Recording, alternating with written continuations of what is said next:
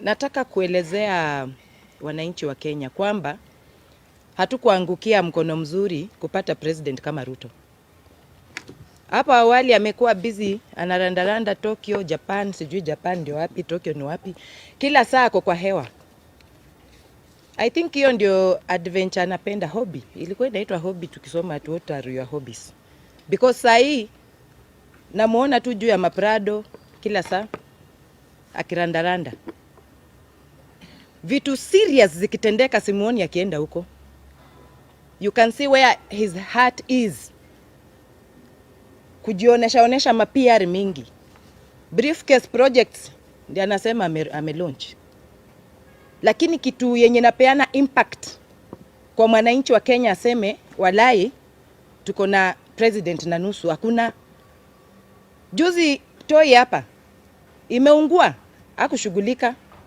Hata kusema tu poleni, nothing. Hata huko Kware mili zinachomolewa kule, kitu yenye hata singeangalia na macho na nyamaza na lilia kwa moyo nikisema what is this really in Kenya, ama ninasoma tu vitu kwa newspapers. Hakushughulika. Lakini akisikia kadili utamuona kwa jet ya 200 million yenye tungejenga ka industry hata kule kwetu huko na Mbale ya Jinari. Tuna very good weather ya kupanda cotton. Lakini trips zake tu moja pekee inaweza jenga Jinari. Na angeamua every 6 months kajinari kamewekwa mahali. The 47 counties sasa tungekuwa na vitu zinaandika our young people. But hiyo hana, kichwa ngumu, kiburi, majivuno. Ni vizuri majenzi wameshekesheke watu hapo, tunaona at least siku hizi wameanza kutuangalia kama watu na uoga fulani. But mtu ujificha tu temporarily. Character real tulishaiona ilitoka.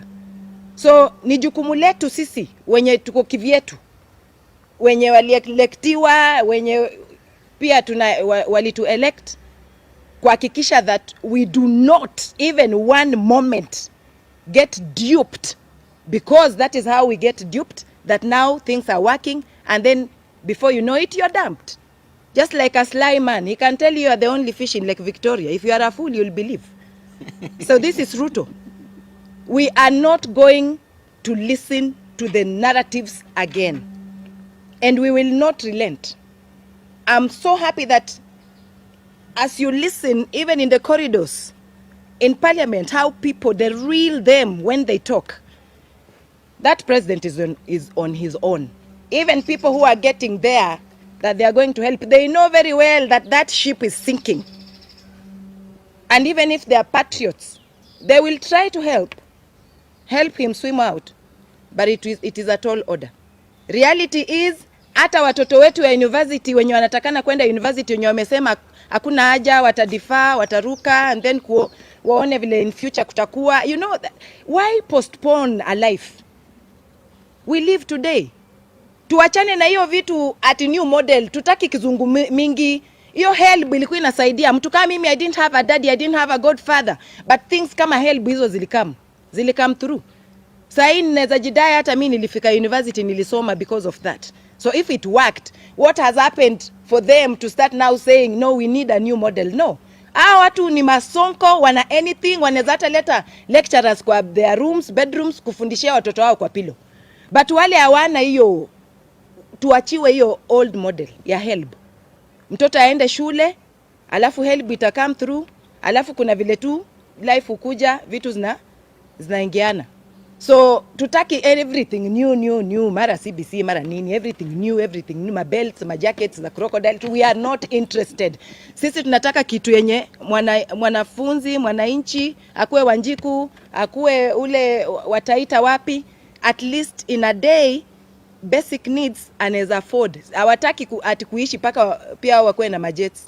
But two basic needs, if somebody today cannot afford, then why are you proud to be a president?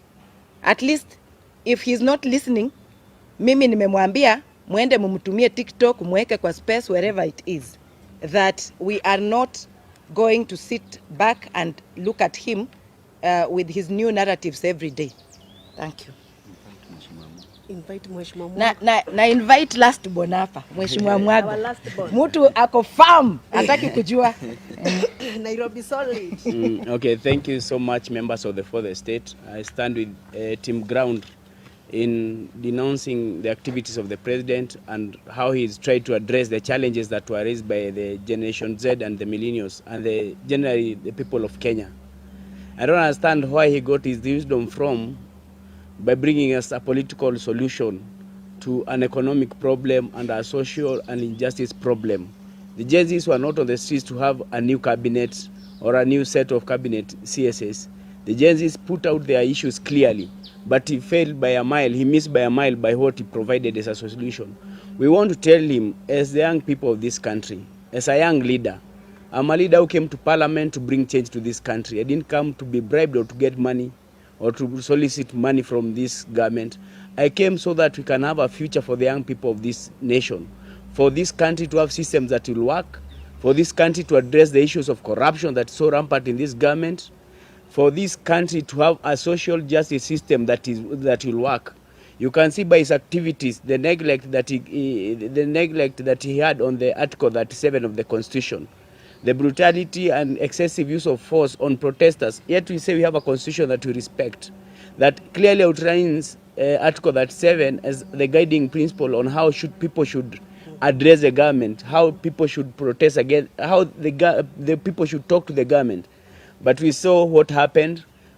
It really defeats me to imagine that this country we've lost value for life. We are talking about more than 50 people who have been killed, who lost their lives, and we are treating this casually, like nothing happened. If you go to the DCI, we went there with Loyalty Ndomolo, we had very scant information on the issues of abductions, or the issue of these people who have been killed, and these are lives that have been lost by a government that's purposed to protect the lives of its people. We've seen a lot of property that was lost. Some houses were burnt even in town, but the government has not addressed that. They have swept that under the carpet, and they expect us to just let them be and this to go on. We cannot agree, and we cannot allow the government to behave like that, because if it behaves like this, it is going to kill our future and our children. The Gen Zs have come out clearly and they have outlined their problems. We are asking the government of the day, come out and tell us what measures are you putting in place to address the issue of unemployment. We are having like 1 million students who are going to clear form for this year. Every year we are having a very high turnover of Gen Zs. What measures have you put in place to address their issue? The current cabinet that you announced, we don't make anything of it. We don't see if they are able to come up with solutions for the challenges of this nation. So sisi tunamwambia bwana rais, tafadhali sikiza watu, calm down, look for new advisors. Whatever you are doing is far away from what the people are asking for. Kindly try and calm down and listen to this youth. These are the future of this nation, and the best thing is, this is a generational thing. One day it will come to happen. The hopes of the people of this nation, lazima siku moja watu watakuja wapatiwe heshima, and I don't know where history will judge you. Labda utafukuzwa ama utapelekwa jela kwa sababu ya hii makosa unafanya. Tafadhali sikiza watu and deal with real issues that these people have raised. Thank you.